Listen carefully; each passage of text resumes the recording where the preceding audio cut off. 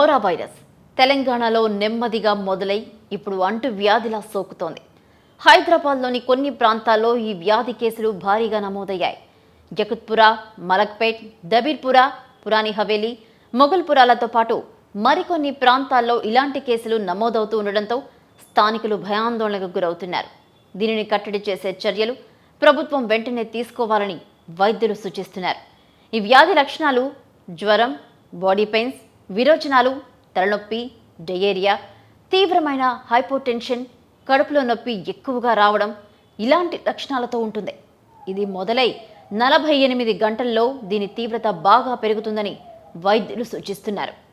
దీనికి పాటించాల్సిన జాగ్రత్తలు ప్రతిరోజు వేడి నీటితో స్నానం చేయడం, చేతుల్ని తరచుగా శుభ్రపరచుకోవడం, అలాగే ఇది తాగునీటి నుండి త్వరగా ప్రబులుతుంది కాబట్టి తాగునీరు పరిశుభ్రంగా ఉన్నప్పుడే తాగాలి.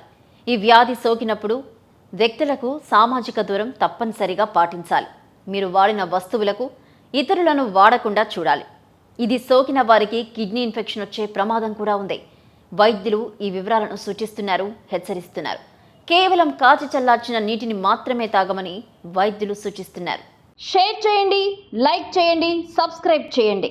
మరిన్ని వీడియోల కోసం బెల్ సింబల్ పై క్లిక్ చేయండి.